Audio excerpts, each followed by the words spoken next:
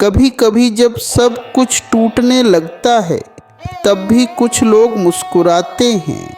वे जानते हैं कि भगवान उन्हें तोड़ नहीं रहे बल्कि उन्हें गढ़ रहे हैं। आज की कहानी है एक ऐसे ही बालक की। नाम था उसका आरव। यह केवल एक लड़के की नहीं बल्कि हर उस व्यक्ति की कहानी है जो दुखों में भी ईश्वर पर भरोसा करना नहीं छोड़ता। गंगा के किनारे बसा एक शांत गांव, वहीं रहता था आरव, एक गरीब ब्राह्मण परिवार का बेटा। उसके पिता मंदिर में पुजारी थे और माँ घर चलाने के लिए कभी दूसरों के घर में काम करती थी। बचपन से ही आरव में एक अलग ही आस्था थी।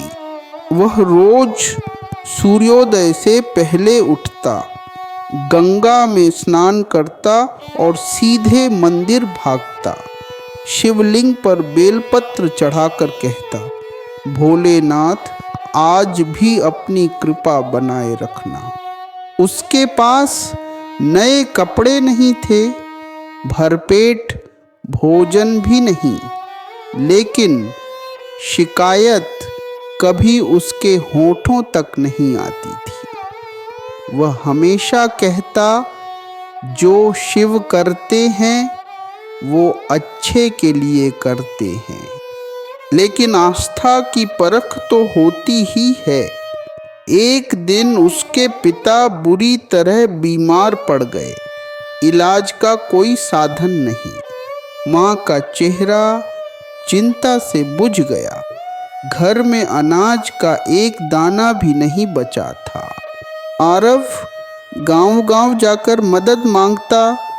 लोग दुत्कारते, हंसते, लेकिन वो हर रात शिव के सामने बैठकर बस यही कहता, हे महादेव, अगर ये परीक्षा है तो मुझे सहन शक्ति दो, लेकिन विश्वास मत छीनना।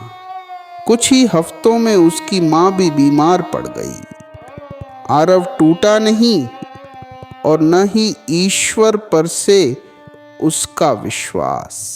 एक रात मंदिर की सीढ़ियों पर थक हार कर सो गया था आरव। तभी एक वृद्ध व्यक्ति उसके पास आया, चुपचाप बैठा और धीरे से बोला, तू जिसे खोज रहा है वह तेरे ही भीतर है।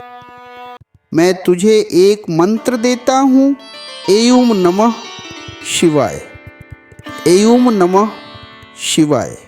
इसे जपता रह, शिव तुझसे प्रसन्न होंगे। वह वृद्ध जैसे अचानक प्रकट हुआ था वैसे ही लुप्त हो गया।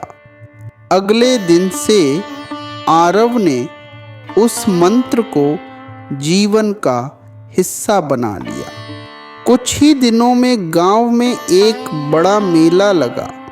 एक अमीर व्यापारी की बेटी अचानक बीमार हो गई, अचेत, आंखें बंद। वैद्य हार मान चुके थे। किसी ने कहा, मंदिर में एक बालक है, वो शिव भक्त है। लड़की को लाया गया। आरव ने शिवलिंग के सामने उसे बैठाया, आंखें बंद की और मंत्रोच्चारण करने लगा, एयुम नमः शिवाय, एयुम नमः शिवाय। कुछ ही पलों में लड़की की सांसें सामान्य हो गई, आंखें खुली। व्यापारी रो पड़ा, तुमने मेरी बेटी को जीवन दिया, मैं तुम्हारा ऋणी हूँ। उसने आरव की माँ और पिता का इलाज करवाया और आरव को शिक्षा के लिए शहर भेज दिया। वर्षों बीते। आरव ने वेद, उपनिषद, योग और आयुर्वेद सीखा। पढ़ाई पूरी करने के बाद वह गांव लौटा, पर अब साधारण नहीं रहा।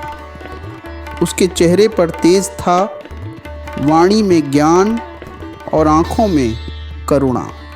उसने एक गुरुकुल खोला जहाँ गरीब बच्चों को निःशुल्क शिक्षा, भोजन और संस्कार दिए जाते थे। गांव वालों ने पूछा, आरव, तूने ये सब कैसे पाया? उसने मुस्कुराकर कहा, मैंने कुछ नहीं किया, सब कुछ शिव ने किया है। यह कथा सिर्फ आरव की नहीं है, यह हर उस व्यक्ति की है जो अंधेरे में भी दीपक जलाने की हिम्मत रखता है। भगवान हमें छोड़ते नहीं, वे बस देखना चाहते हैं कि हम उन्हें कितना याद रखते हैं।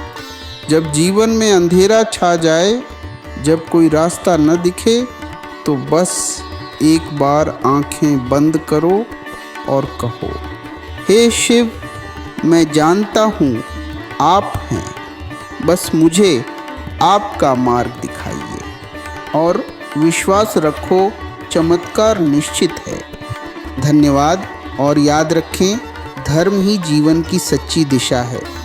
ऐसी ही और पौराणिक और प्रेरणादायक कहानियों के लिए हमारे चैनल को सब्सक्राइब करें और बेल आइकन दबाएं, ताकि अगली बार जब हम धर्म और इतिहास की गहराइयों से कोई मोती निकालें, आप उसे सबसे पहले देख सकें।